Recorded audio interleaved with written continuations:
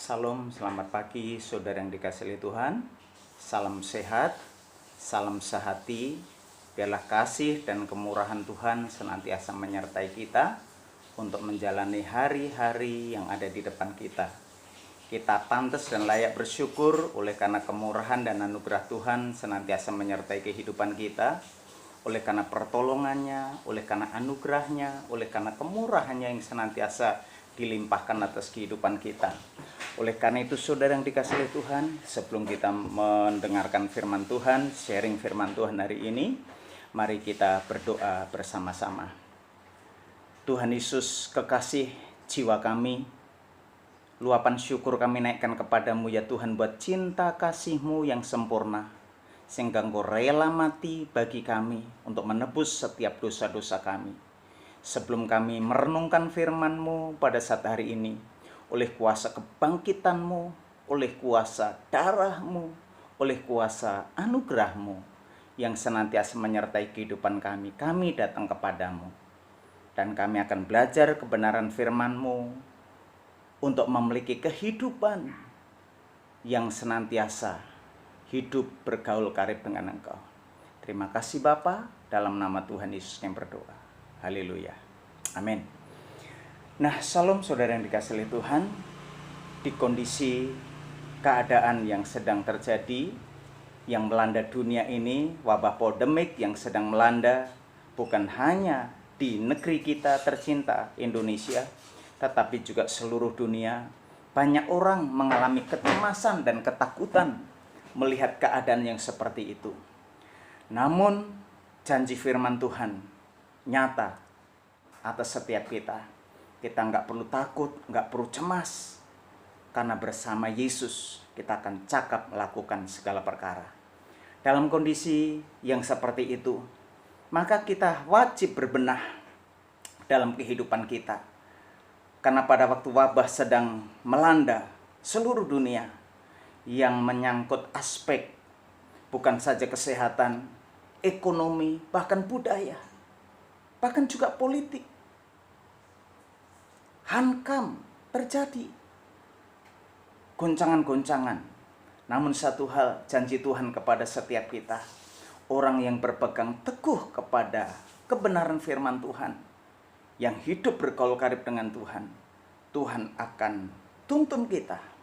Tuhan akan memberikan kepada setiap kita, yaitu kuasa untuk menyesuaikan diri.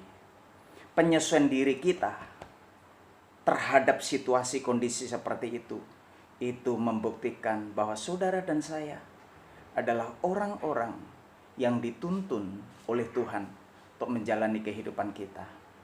Nah, Bapak Ibu Saudara yang dikasihi Tuhan, renungan pada saat hari ini saya mengambil tema karakter yang diubahkan. Sesudah Tuhan Yesus mati, bangkit pada yang hari ketiga, membuktikan bahwa Yesus itu Tuhan. Dan pada waktu kuasa kebangkitan daripada Tuhan, dengan satu harapan, kehidupan saudara dan saya akan mengalami perubahan dari hari ke hari. Termasuk saya, kita semuanya harus mengalami perubahan ke arah yang lebih baik.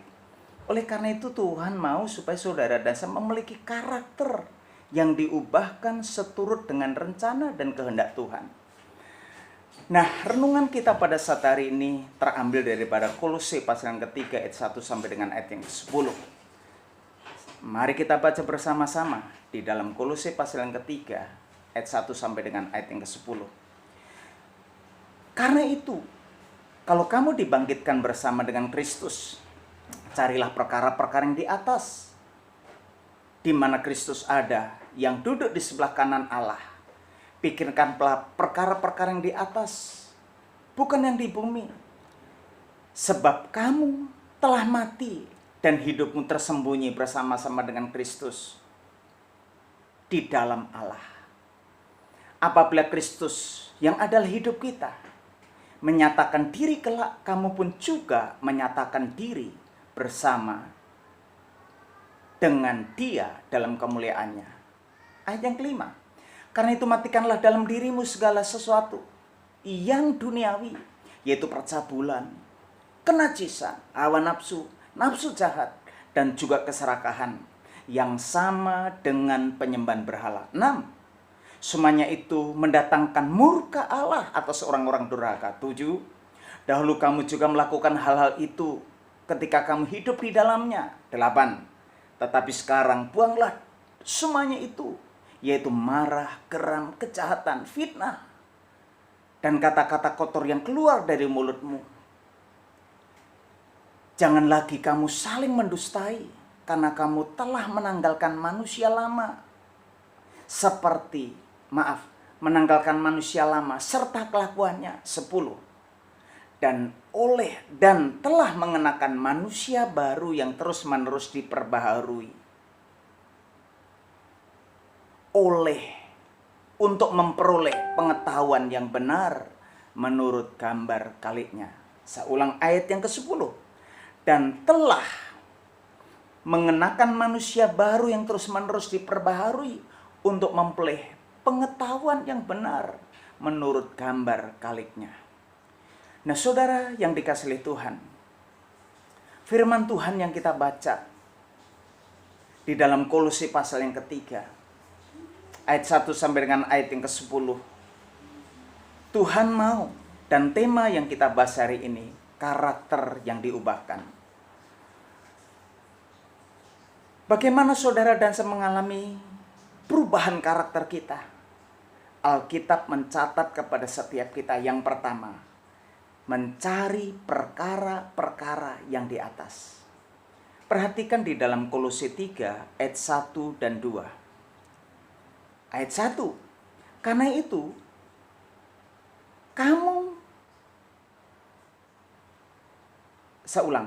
karena itu, kalau kamu dibangkitkan bersama Kristus, carilah perkara yang di atas di mana Kristus ada, duduk di sebelah kanan Allah.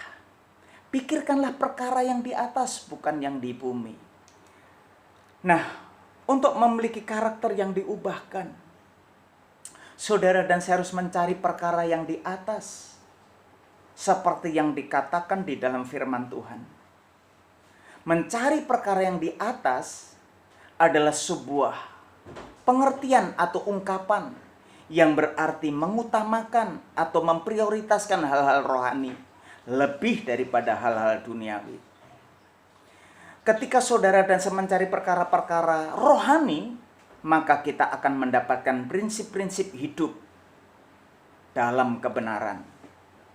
Prinsip-prinsip hidup itu yang membuat karakter kita berubah ketika kita menghidupinya.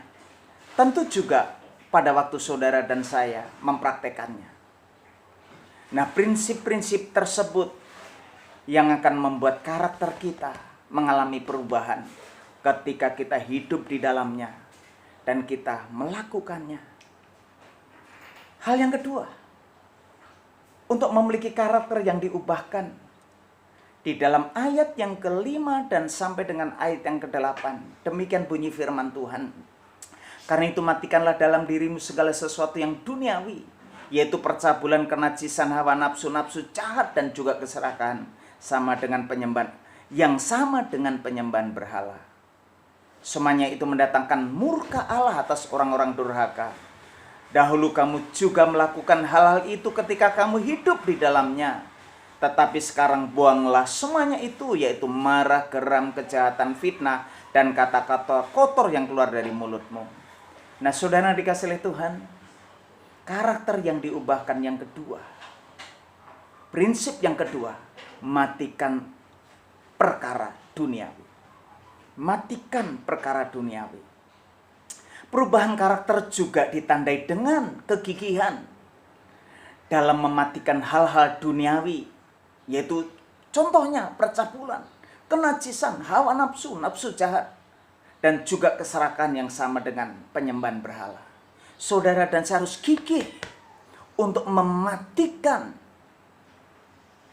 hal-hal yang duniawi, yaitu percabulan, kenajisan, hawa nafsu, nafsu jahat, keserakahan yang sama dengan penyembahan berhala. Juga keserakahan serta kebiasaan-kebiasaan, juga kebiasaan-kebiasaan lama yang kita kenakan.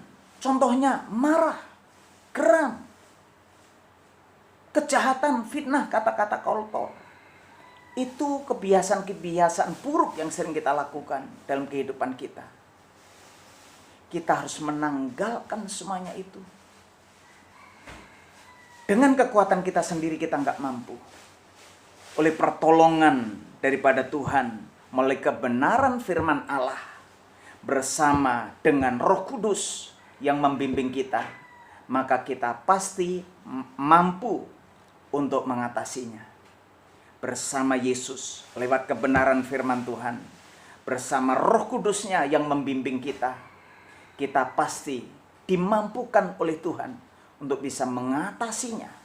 Oleh karena itu, marilah kita, yang kedua, matikan perkara yang duniawi. Yang ketiga, untuk memiliki dan mencapai karakter yang diubahkan, maka yang ketiga, Tuhan mau supaya saudara dan saya mengenakan manusia baru. Perhatikan di dalam Kolose pasal yang ke-9 ayat yang ke-11. Ayat Kolose pasal yang ketiga ayat 9 sampai dengan ayat yang ke-10. Demikian bunyi firman Tuhan. Ayat ke-9. Jangan kamu saling mendustai, karena kamu telah menanggalkan manusia lama serta kelakuannya. 10. Dan telah mengenakan manusia baru yang terus-menerus diperbaharui untuk memperoleh pengetahuan yang benar menurut gambar kaliknya. Nah, saudara dikasih oleh Tuhan, untuk memiliki karakter yang diubahkan. Yang ketiga, mengenakan manusia baru. Pahami posisi saudara, posisi kita, posisi baru kita ketika kita menerima Yesus sebagai Tuhan dan Raja. Sebelumnya kita masih mengenakan manusia lama ketika kita belum mengenal Yesus sebagai Tuhan dan Raja. Tetapi sekarang saudara dan saya sudah menanggalkan manusia lama dan mengenakan manusia baru. Waktunya sekarang kita mengenakan manusia yang baru. Manusia baru maksud saya, yang terus-menerus diperbaharui untuk menjadi serupa dengan Kristus. Tuhan mau supaya saudara dan saya segambar dan serupa dengan Kristus. Gambar dan rupa dengan Kristus bukan berarti wajah kita mirip dengan Tuhan. Enggak. Itu berbicara tentang karakter, tentang perubahan sikap kita, tentang perilaku, tentang tatanan kehidupan kita. Kita harus serupa dengan Kristus, artinya pikiran, perasaan, dan kehendak daripada Tuhan kita miliki. Itu artinya segambar dengan Tuhan. Nah, mengalami proses seperti itu tidak semudah membalik telapak tangan. Kita harus terus melewati proses demi proses.